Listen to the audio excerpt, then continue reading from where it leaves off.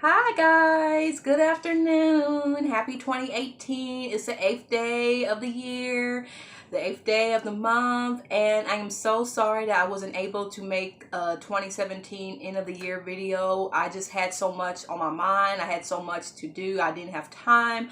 But welcome to 2018, and this is going to be a fairly good year. No, it's not even going to be a fairly good year. This is going to be a good year. I'm going to get a lot accomplished. I'm going to do a lot more than I did in the past years.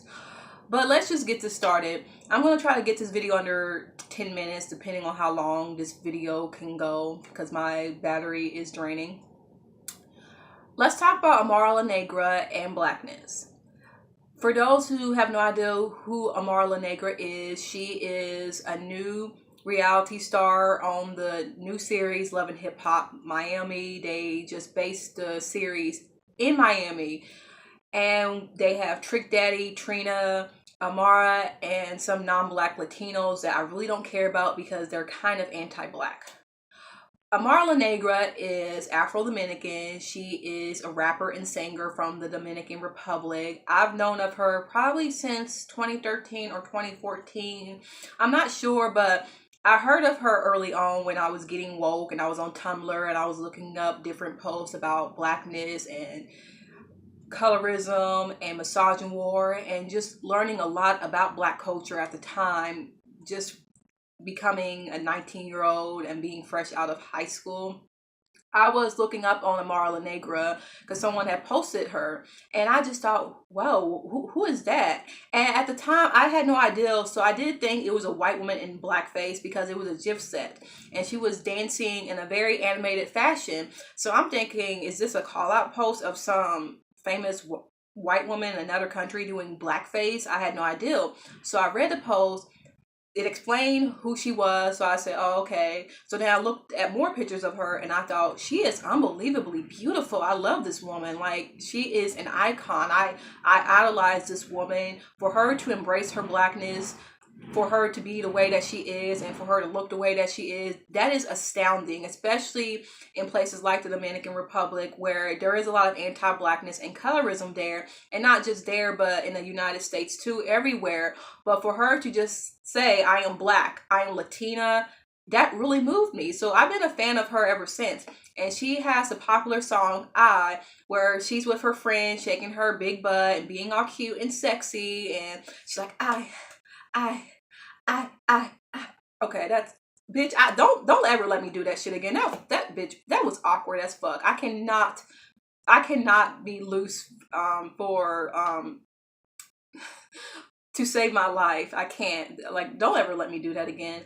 But long story short, Amara La Negra has been facing a lot of criticism because of how she looks, because of how her hair appears. She has very tightly coiled 4C hair, and it's in a big fro, natural fro. It's not fake.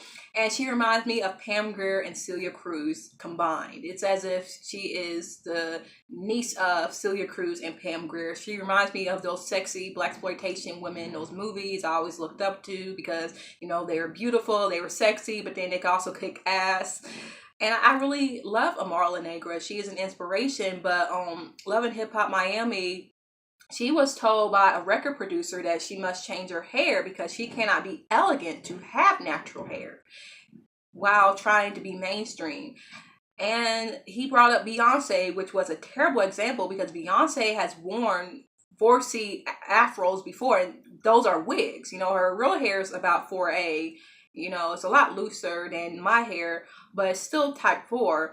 But Beyonce has worn afros before, and she's done just fine. Of course, Beyonce is light-skinned, and people read her as mixed race. So, I mean, that's probably another reason why she could get away with it. And let me tell you, people say this to me all the time, like, especially men will try to be anti-black about natural hair, and then when I ask them, like, what do you think of my hair? My hair is the same texture as hers. Are you saying that my hair is ugly? Are you saying that both of our hair is ugly? And then they'll be like, oh no, I didn't mean like that. Like, I'm not a fan of that hair, but you can pull it off. So it's just all this bias, and how, you know, you can wear natural hair, but someone else can't, or you can't wear natural hair, but someone else cannot. I remember when I first went natural, people told me, oh, you need to cut your hair and you need to go back to perms, it's too nappy and you can't take care of your hair. And I had stages where I didn't take care of my hair and it looked a fucked up mess.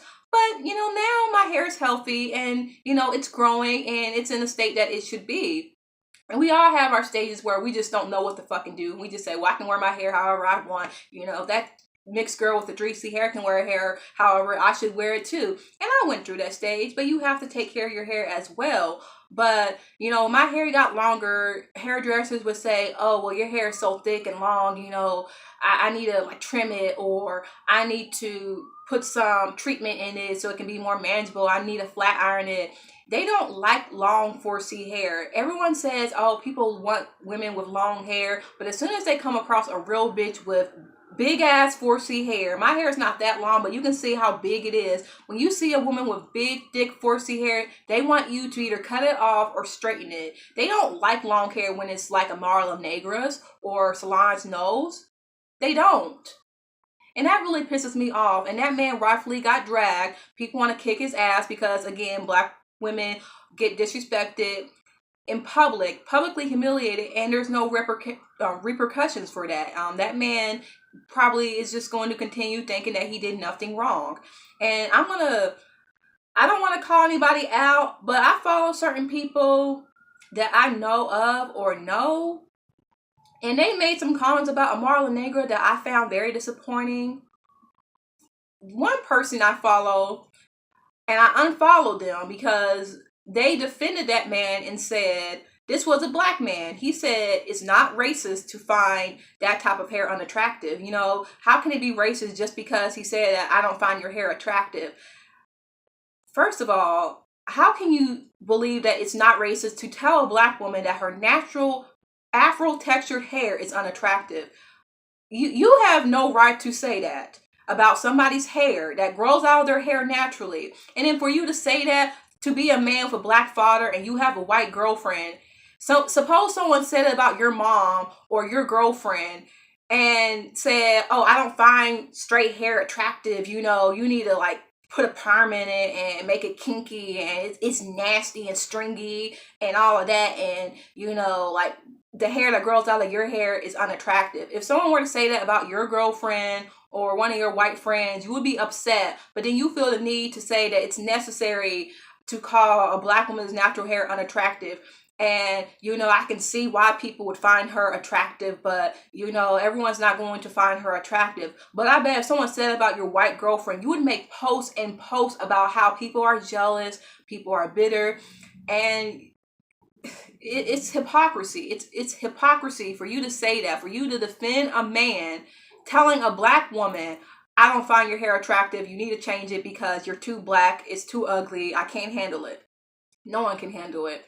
And I don't care. You're black. You got a black father. The reason why you're here is because of a black woman, your black grandma. If you don't have a black mother, at least you're black. I don't do that whole, your mama black and, you should respect black women because your sister. No, bitch, you black. That's why you should respect black women, because you share the same oppression as us. Your family was slaves too. Okay? You've been through a lot as well. So why should you believe that having 4C hair is ugly or unattractive, or people have the right to find natural hair unattractive? That don't make any sense. It's how I grew up as, with my hair. This is my natural hair. And for you to say, oh, well, it's just an opinion. No, it's racism. It's racism. And then you got idiots saying that Amara La Negra is not really black. She's faking it. It's a fake tan.